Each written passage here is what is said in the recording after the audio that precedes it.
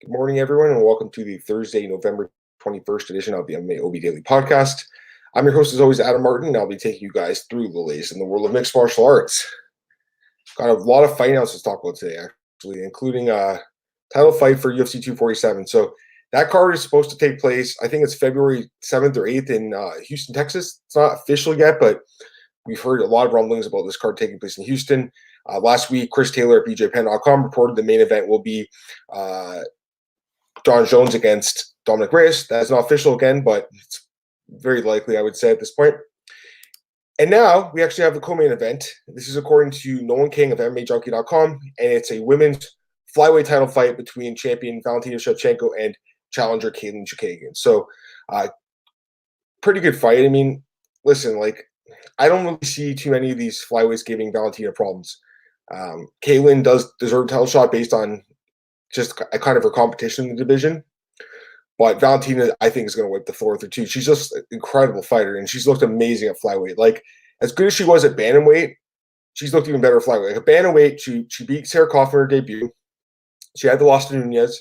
She beat Holly Holm. She beat Julianne Payne. She had another loss to Nunez. Both of Nunez losses were super close fights. And then since going to flyweight, she finished Priscilla Cachoeira, and that was a dominant showing, and then beat Joanna Jacek in Toronto to win the vacant flyweight belt, knocked out Jessica Eye with a head kick, and then beat Liz Carmouche this past summer in a really boring fight, but still got the job done. So she's just been dominant as hell. She's only 31 years old. She is super well-rounded. She's an amazing fighter. Katlyn Chookagian, again, she deserves a title shot just based on where she is in the division and based on her wins. She's overall 6-2 in the UFC, and she's coming off of back-to-back wins over Joanne Calderwood and Jennifer Maia. So she's been getting the job done, but here's my problem with her.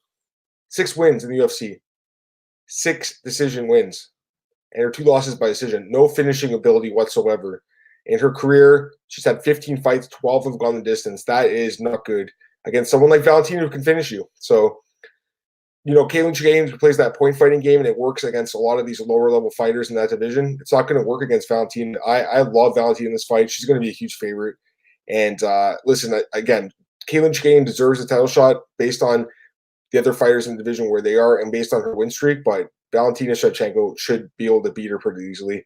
And I expect her to be a massive favorite. I mean, she's been, a minus 1,000 favorite for the last couple fights. I expect her to be just about there for this one as well.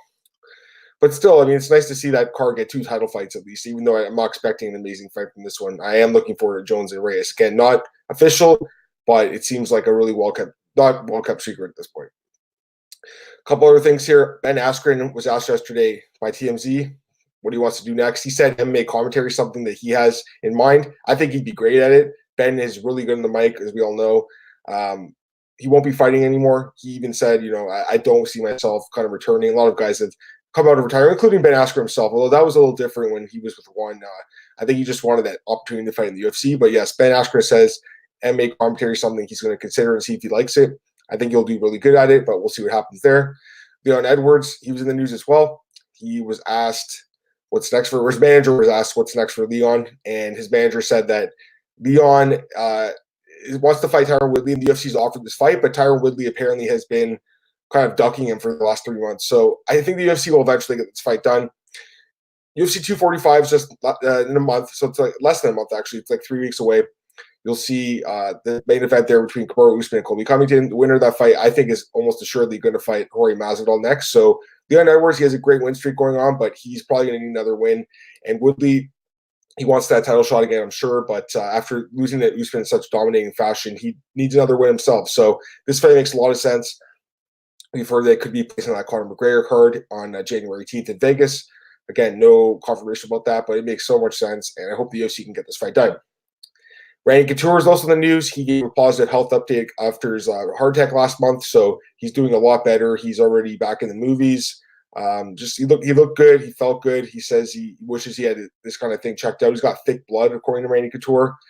He just said the only thing he doesn't like about this, because he has to give blood every month for them to check on it. He just wishes they could use the blood for people that need it, but because he was in Germany in the 1980s, he's not able to actually donate the blood. So that's unfortunate, but man, great to hear Randy Couture's feeling better. Love the guy, one of the greatest ambassadors in the history of MMA. Definitely nice to hear him feeling better. Just a great guy, Randy. All right, a couple other fight announcements here. UFC Raleigh, UFC Fight Night Raleigh, I should say. That's January 25th in Raleigh, North Carolina. 3 more fights are added to that card. So that card's getting booked up pretty quick. That is the Junior DeSantos Curtis Blades card that also features Corey Sandhagen against Frankie Edgar. So 3 more fights to that card. 2 women's fights and a men's fight. So first one, Sara McMann against Lina Länsberg.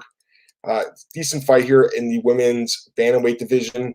Sara McMann, she came to the UFC with a lot of fanfare. I think a lot of us thought she'd be a champion, but just didn't get the job done. And overall, in her UFC career, she is 5-5, so kind of struggled a bit. She's coming off 2 straight losses to Marion Renault and Caitlin Vieira. She has not actually won a fight since February 2017 against Gina Mazzani, so it's been a while, but she does have a couple good wins in her career, obviously, against fighters like Alexis Davis, who she finished by submission, Jessica Ai, Lauren Murphy. She has some good wins. Obviously, her wrestling's really good.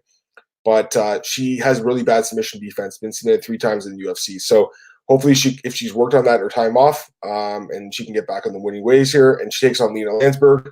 Lina Länsberg has looked really good lately. Overall in the UFC, she's 4-3. She's looked really nice in the last few fights, though, beating Macy Chiasson and Tanya Ebinger both times as an underdog. So she's looked really good in those fights. Her wrestling's pretty good. She's strong. They're actually 2 of the older fighters in this division. Länsberg, 37. McMann is actually 39. So I believe, aside from Marion Renault, I think she's 43, if I'm not mistaken. I'm going to double check that, actually. These are the 2 oldest fighters aside from Renault. And Renault is actually 40. Yeah, she's 42. So she's definitely up there in age for sure. All 3 of them are. But they're still winning fights, so good for them. At least Länsberg is. You know what? Tough fight to call here. Länsberg's looked really good. McMahon has the pedigree for sure, but Länsberg's looked really good, so I wouldn't be surprised if she actually won this fight. And hopefully she does get some more respect from the odds makers this time. She deserves it. Women's strawweight bout also added to this card. This is a fun one. Brianna Van Buren against Hannah Cifers. I like this fight. The Bull, she's looked really good. 9-2 in her MMA career, and she won that Invicta Phoenix Series strawweight tournament this year. She won 3 fights in one night. And then in her UFC debut, she beat Libya Bernarda Souza. So good. She has 4 wins this year. I mean, that's really strong for sure. Has some nice wins in her resume over fighters like Caitlin Curran and Juliana Lima, Jamie Moyle. So it's some decent competition for sure. Takes on Hannah Cifers here. Hannah Cifers, 10-3, 2-1 in the UFC, beat Jodie Esquibel and Polyana Vienna, and was finished by Macy Barber. Very good fighter as well. It should be a fun fight. I mean, 2 fighters are probably going to stand and strike, which I like to see. They actually both do have a little bit of finishing power, I think, for their divisions. A tough one to call. I mean, I think Cifers is pretty underrated in many ways, but Brianna Van Buren has looked amazing. So I think you got to go with Van Buren just based on the momentum here. But don't be surprised if Cifers pulls it off because it is a close fight. And the last fight here is a men's flyweight bout, so a rare flyweight. Perez, Jordan Espinosa, Alex Perez. He is 22-5 in his career, including a 4-1 mark in the UFC. Has wins over Mark De La Rosa, Jose Shorty Torres, Eric Shelton, and John Thomas, with the 1 loss to Joseph Benavidez. So he's looked really good. He's 9 of his last 10 fights. So he's looked really impressive. And takes on Jordan Espinosa here again. A rare flyweight fight. You don't see too many of them anymore. This one, Jordan Espinosa, he is, what's his record? 14-6 and 1 no contest. He is overall 1-1 in the UFC. He beat Eric Shelton and then lost to Matt Schnell. Matt Schnell's a really good fighter, though, so no shame in that. He's actually won 5 of his last 6 fights overall. Interesting fight for sure, but I got a feel for Perez. I would assume most of it would do well, just based on the superior competition, the experience, and the way he's looked in the UFC for the most part. So, decent card so far. UFC Fight Night Raleigh card again.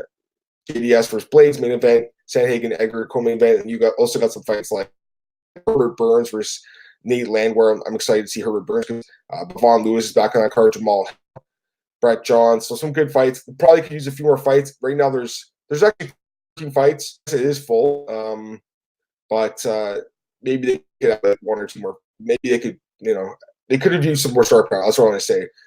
The main card at this point, it looks like it's pretty much full. All right, last thing here. I actually got a reader question here this morning. Pull it out here. It was from Conan. I appreciate that, man. Again, you guys can send me questions anytime. I gave out my email recently. It's adam_martin13@hotmail.com. So I've got a few questions the last few weeks, and I appreciate it, guys. Send them in anytime. You can send them into Twitter. You can send them in on the podcast if you're watching too. So I'm always free to answer questions. Corn's question: ESPN staff made a damning tweet. Did not attribute the quote to Ariel, where he set it up respectfully, but not All the quote was included.